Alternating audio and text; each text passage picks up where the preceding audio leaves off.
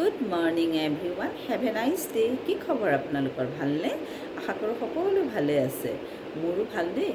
দেউতাৰ অকণমান গাটো বেয়া আছিল আৰু এতিয়া ভগৱানৰ কৃপাত আৰু আপোনালোকৰ আশীৰ্বাদত তেওঁ সুস্থ হৈ আছে। মানুহে কিছুমান কথা ভাবে যে তেজ মঙহৰ সম্পৰ্ক থকা মানুহখিনিহে আপোন আৰু তেজ মঙহৰ সম্পৰ্ক নথকা মানুহবোৰ পৰ। প্ৰকৃত অৰ্থত সেইটো নহয়। যি আপোনাৰ সুখ দুখৰ অনুভূতি বুজি পায়, আপোনাৰ বিপদৰ সময়ত আপোনাক মেণ্টেল ছাপৰ্ট দিয়ে আৰু আপোনাক সন্মান কৰে, সেই মানুহে আপোনাৰ আপোন হয়। লাগিলে তেওঁ তেজ মঙহৰ হওক বা তেওঁ তেজ মঙহৰ নহওকেই। কাৰণ তেজ মঙহৰ হৈও যদি আপোনাৰ সুখ দুখৰ অনুভূতিক বুজি নাপায়, আপোনাক সন্মান নকৰে, আপুনি কেনেকৈ আছে, আপোনাৰ দুখত আপুনি কেনেকৈ আছে, যদি আপোনাক এটা মাত নিদিয়ে, আপোনাক খবৰ নলয়, সেই মানুহ আপোনাৰ আপোন কেনেকৈ হ'ব? গতিকে তেজ মঙহৰ লগত কোনো কথা নাই। যি আপোনাক বুজি পায়, যি আপোনাৰ সুখ দুখত আপোনাক লগ দিয়ে, মেণ্টেল ছাপৰ্ট দিয়ে, তেওঁৱেই প্ৰকৃত অৰ্থত নিজৰ বা আপোন। আৰু নিজৰ মনটোক, নিজৰ জীৱনটো সুখী কৰিবলৈ হ'লে কিছুমান কথাৰ প্ৰতি গুৰুত্ব দিব লাগে।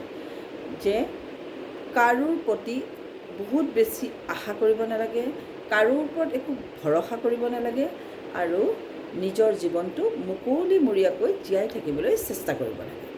আৰু মানুহে কম কথা ক'ব লাগে আৰু য'ত সন্মান নাই তাত যাব নালাগে। আৰু যি আপোনাক বুজি নাপায়, আপোনাৰ দুখৰ অনুভূতিক তেওঁলোকে বুজি নাপায়, সেই মানুহৰ আগত কেতিয়াও নিজৰ দুখ ব্যক্ত কৰিব নালাগে।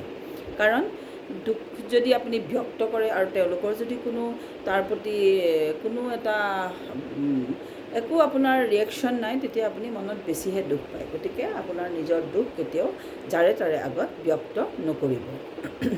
আৰু মানুহে আপোন আপোন বুলি ভাবি থকা মানুহবিলাকেই যেতিয়া আপোনাৰ বিপদ আহে, তেওঁলোকে আপোনাৰ পৰা ফালৰি কাটি আঁতৰি ফুৰে। আপোনাক এষাৰ মাত দিবলৈও তেওঁলোকৰ সময় নহয়। গতিকে তেনেকুৱা মানুহক আপুনি আপোন বুলি কেনেকৈ ভাবিব? গতিকে মানুহে লোকৰ কথা ভাবি ভাবি নিজৰ জীৱনটোত দুখী কৰিব কেতিয়াও নালাগে। যে মোৰ ই আপোন, মোক ই একো কৰা নাই, সেইবিলাক ভাবি পেলাই নিজৰ মনক কষ্ট দিয়াতকৈ আপুনি নিজৰ জীৱনটো নিজেই এটা পৰিৱেশ সৃষ্টি কৰি লওক, য'ত আপোনাৰ শান্তি আছে আৰু সেই পৰিৱেশতে আপুনি সুন্দৰকৈ জীয়াই থাকক। আৰু মানুহে পৃথিৱীলৈ আহিছে নিৰ্দিষ্ট টাইমৰ কাৰণে। যিখিনি টাইমৰ কাৰণে আপুনি আহিছে, পাৰিলে আনৰ ভাল কৰক। আৰু আনে কি কৰিছে, আনে আপোনাক বেয়া কৰিলেও যে ওলোটাই আপুনি বেয়া কৰিব লাগে, সেইটো নহয়।